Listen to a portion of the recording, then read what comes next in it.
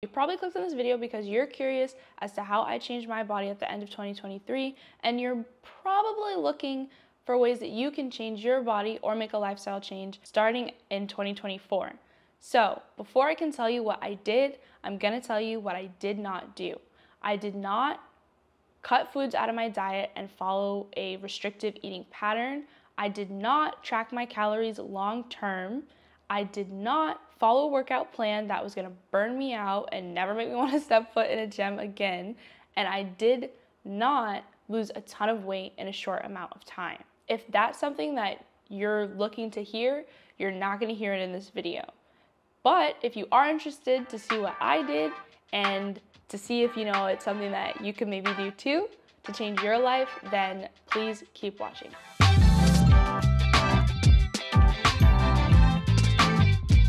So, a little bit of a backstory and a little bit about me. At the beginning of 2023, I was in the last semester of my graduate program at UC Berkeley, and I was just coming off of the ketogenic diet.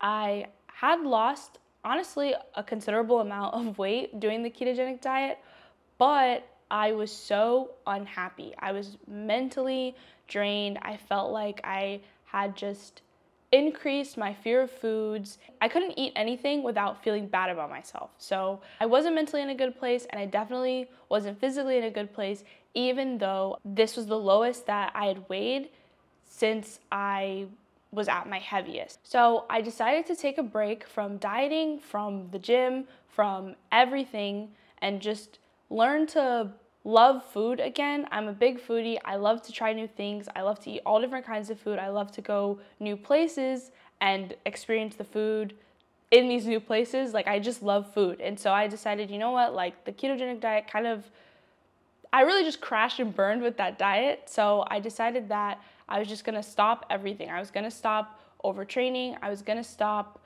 doing the keto diet, and I was just gonna get back to a place where I felt like I wasn't afraid to eat certain foods and I could love food again. So after I decided to kind of go on that journey, I ended up on the other side of that having gained 10 pounds. So I went from weighing 183 pounds to 165 pounds, all the way back to 175 pounds. So I was only about 8 pounds shy of the heaviest I had ever weighed, and I was much happier. Now that I was mentally in a better place and I had a better relationship with food, I was ready to actually tackle losing the weight. In June, I started my new job. I was ready to tackle all my goals, sign up for a gym membership, do everything that I set out to do. And unfortunately, 2 weeks later, I was laid off. It was definitely a tough time mentally for me, and I think that it was really hard for me to be consistent at doing anything other than finding a new job. The entire summer, I really did not go to the gym. I wasn't consistent in my training, and for me personally, when I'm not consistent in my training, it's really hard for me to be consistent in my nutrition as well, and actually giving my body the food and fuel that it needs to be successful. So I definitely wasn't doing either of those things. Roll around to about September, I started my new job. I was starting to make money. I felt much better about what was going on in terms of my life. I didn't feel so all over the place. And I knew that the end of 2023 was quickly approaching, and I had set out to do so many things during the year. And honestly, I hadn't accomplished a lot of those things. And I knew that the one thing that I owed to myself is to control the thing that I could control. And what I can control is how I spend my days, obviously beyond work. I can control how I spend my days, what I put in my body, how I move my body, and how I appreciate myself. And so I didn't want to end 2023 having accomplished nothing in terms of personal growth for me. In September 2023, I set out to make a lifestyle change that I could carry with me into 2024. So even if I couldn't fully accomplish losing X amount of pounds by the end of 2023, I at least could develop a good base foundation going into 2024. I could develop good habits, and I could just honor the promise that I made to myself to make myself a priority by the end of 2023. So at the beginning of September, I looked like this, and at the end of November 2023, I looked like this. So this transformation might not look like a lot physically, but for me, I transformed myself a lot mentally. And the physical stuff that came along with it was like icing on the cake. So the first thing that I did was I made my goal specific. And what I mean by that is this. I didn't just say, I want to lose X amount of weight. What I said to myself is, I want to lose X amount of weight in a sustainable way that doesn't make me feel like I'm sacrificing anything in my life. I don't want to sacrifice hanging out with my friends. I don't want to sacrifice going places and enjoying experiences. I don't want to sacrifice certain types or categories of food. I don't want to sacrifice anything. I just want to make a lifestyle change that's sustainable for me and lose weight along the way. That is a much more specific goal than just saying I want to lose weight. The second thing I did is I broke down my goals into small, accomplishable tasks. So instead of just saying I want to lose weight in a sustainable way, yada, yada, yada, I said, okay, that's my goal, but how am I going to do it, right? What does that look like? For me, that looked like getting in more daily movement, staying in a calorie deficit, and making sure that I worked out intentionally 3 times a week. This is all kind of like 1A, 1B, 1C. 1C to this first thing that I did is don't push yourself too far, too fast. One of the ways that I was going to accomplish my goal of losing weight and doing it in a sustainable way is that I was going to increase my daily movement. On average, I took about 2,500 to 3,000 steps every single day. Now, it is not sustainable for somebody whose average daily step count is 3,000 steps to go from 3,000 steps to 10,000 steps. Some people might be able to do that. I am not that kind of person. If I was trying to go from 3,000 steps to 10,000 steps, I would have been done after week 1 because that's just, for me, that wasn't sustainable. So what I did instead was I started with a jump from 3,000 steps to 5,000 steps. 5,000 steps really isn't a lot, but for me, that was more daily movement than what I was doing before. Then every 2 weeks after, I would increase my steps by 500 to 1,000. But I would increase my steps by a really small margin, like a really small margin. And eventually, I was averaging about 8,000 steps a day by the end of 2023. And because I increased my steps in a sustainable way, now I average about 7,000, 8,000 steps without even trying. There are certain habits that I've implemented into my life that are habits. They're not just something that I did really quickly to, change my physique. They're things that are now a part of my life, and I can reach 8,000 steps without having to think twice about it. To summarize, number 1, be specific about your goals. Make sure that you break them down into small accomplishable tasks and don't push yourself too far, too fast. The second biggest thing that I did that I feel like really helped me to get where I was going in a very sustainable way is I made my food work for me. I did not work for my food. It wasn't, oh, I worked out today so I can have this, or I burned this many calories so I can have this. No. We're not doing that over here. I make my food work for me. I'm the type of person who hates cooking. I don't like to cook. I don't want to be in my kitchen for hours on end. You're not going to see me making stuff from scratch. That's not the type of person that I am. And because I know I'm not that type of person, I decided that I was going to pick meals that I could make in less than 20 minutes, that I don't have to be, Chef Gordon Ramsay to make, and I can get it done, get it over with, and have leftovers for the rest of the week so I don't have to think about cooking. That's number 1. Number 2 is that I found items at the grocery store that helped me reach my goals that I didn't have to cook. I drank things like pre-made protein shakes. I found snacks that were really high in protein and fit my calorie goals. I found pre-made meals that didn't taste absolutely disgusting, that were whole foods and fit my calorie goals. And those are the things that helped me to make my food work for me. So 1B to this tip is that I honored my cravings when I had them.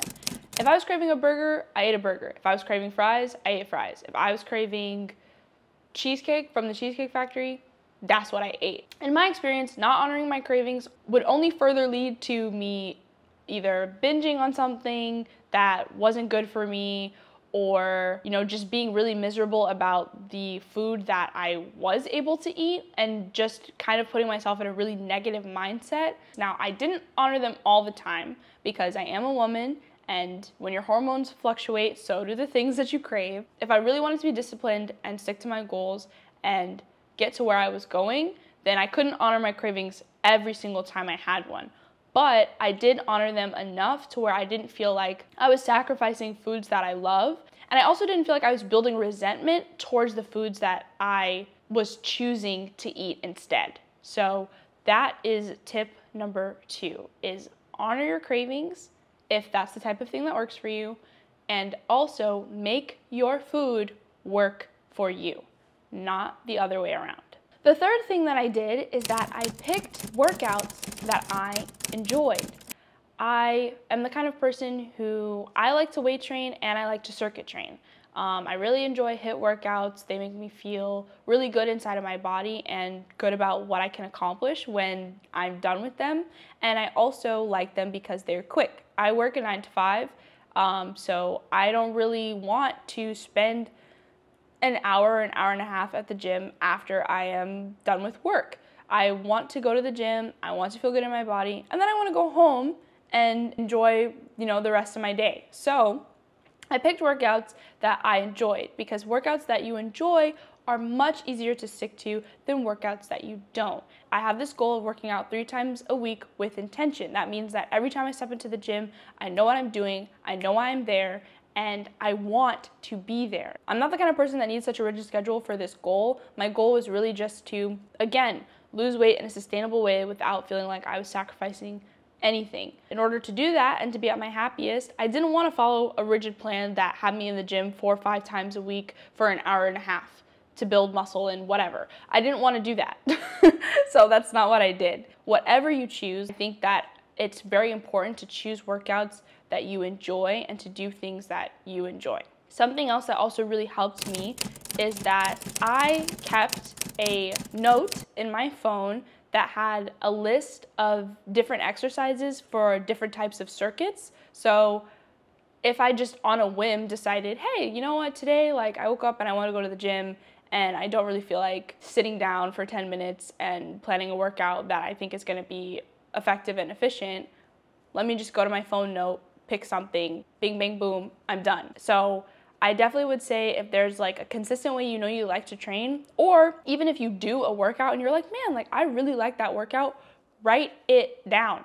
Write it down, because the next time you go to the gym and you can't think of anything to do, you can reference it and be like, you know what, yeah, I enjoyed that the last time I did it. Let me, give it a go again. Keep track of the workouts that you enjoy. Keep track of it, because it's gonna help you when you feel like you have nothing to do but you wanna go to the gym. Because if you wanna go to the gym and you feel like you have nothing to do, and you have no business at the gym, then you're probably not gonna go.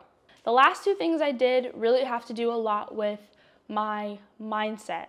I think that it's so important to make sure that your mindset is in the right place before you begin to do anything that is honestly as hard and emotional as trying to change a part of your life, trying to change your lifestyle. The first thing I did to make sure that my mindset was in the right place is that I made a Pinterest board, and it's an ongoing Pinterest board that I have where I visualized what I wanted for myself in terms of the fitness part of my life, what I want my body to look like, what kinds of foods do I want to eat, what does my fridge look like, what do my daily activities look like, what does my gym look like all of these different things that I could point to, all these things were my North Star. This Pinterest board was my North Star. Whenever I was feeling down, or when I was feeling really emotional about this journey that I'm on, or I was just kind of in a negative mindset, I would look at this vision board and I would think to myself, you know what, the kind of person that this person is, the kind of person that I want to be, isn't sad on her couch when she could be at the gym working on herself. And those are the types of things that motivate me. Now, that doesn't work for everybody. But I think that using visualization as a tool is really something that can strengthen your mindset if your mindset is already in the proper place. If you are in a place of comparison, then maybe visualizing the kind of way that you want to look that someone else already looks like isn't going to be the best thing for you. But for me, that's not where I was. And so visualizing where I wanted to go and visualizing the kind of person that I see myself becoming really, really helped me a lot. And my last tip that kind of falls into the mindset category, but I feel like by far is the most important thing that I did, is to have and practice patience with yourself. This is a journey. It's not something that is a quick fix. It's not something that just, once you lose the weight or gain the weight or whatever fitness transformation you're going through, once you do it, it's done and you're gonna be happy and your life's gonna be great and all the problems you had before are gonna go away. That's not how it works. And it took me so long to learn that, but it's really true. And as part of that, I didn't allow my mistakes to define what was happening in my journey.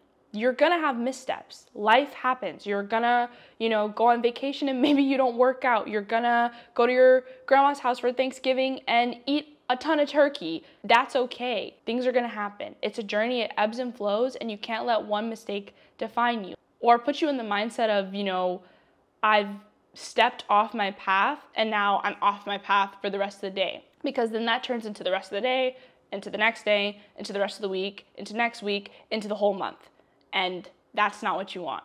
And the last thing I did is I valued myself as I currently was, and I made sure to listen to my body. Again, I am a woman. I have a menstrual cycle every single month. I can't work out the same way all the time. Sometimes I'm more tired than others. Sometimes I get more sore than others. Sometimes I don't sleep as well as other times. And all of that stuff is okay. All of that stuff is perfectly normal. But what's important is that you listen to your body, and valuing yourself as you are is also really important.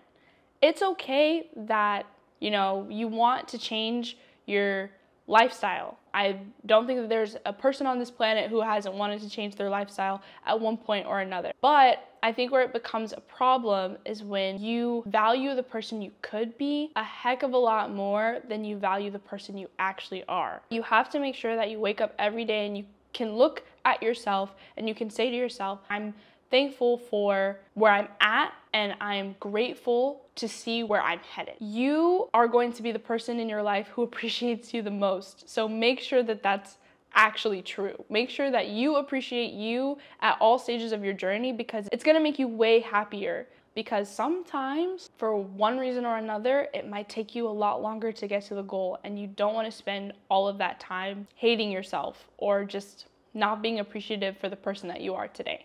These are the things that helped me to change my body in 2023. But my journey's not over. I'm gonna continue to iterate on these things in 2024 and continue to change my lifestyle. And my only hope is that some of these things that I talked about today can help you to do the same.